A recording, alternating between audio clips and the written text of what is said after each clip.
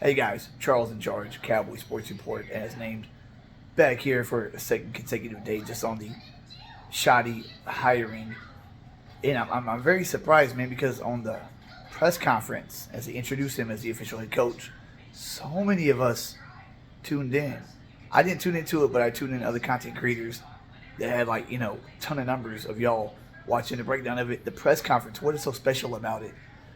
The only coach that broke the mold since Jimmy Johnson was Bill Parcells for 4 seasons, and through him we acquired you could say our second, tied for the best roster that we've had since Jimmy. That Wade Phillips inherited. In 07-08, the other roster that probably compares to that is 2014 under Garrett, that one season. But why even watch the press conference? Why? I mean, I watched a couple of seconds of it, watching All Nations deal, you know what I mean? But there's nothing to break down. There's literally nothing to break down at all. I mean, wait until the draft, really, because I'd be very shocked if we have an active March. We never have an active March. See what happens in April.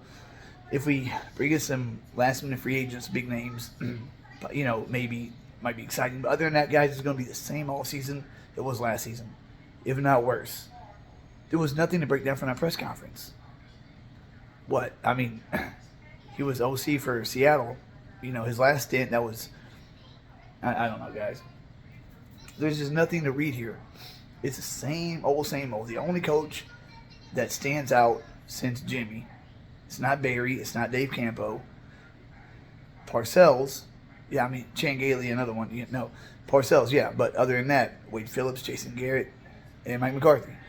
Yeah, so, I mean, this is the most lame duck hiring of the entire offseason for the teams that are still, out of it. I mean, opposed to KC and Philly. But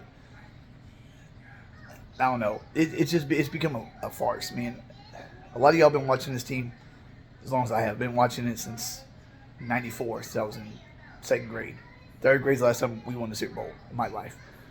But this is just the same old same. The only way that we'll do something this season is if our Jimmys and Joes outperform the X's and O's that we put on the field. That is it. Bottom line, nothing else to be said, guys. I've got enough going on in my life to where this is like, is this really headline news? It is not. Let's stand up and make a stand against this. You know what I mean? Stop watching. Stop feeding into it. All I did really was watch, Law's show a little bit earlier for about 5 minutes where he's breaking down the presser. And that was it. Other than that, it's just irritating to hear this. We got a real game coming up between KC and Philly.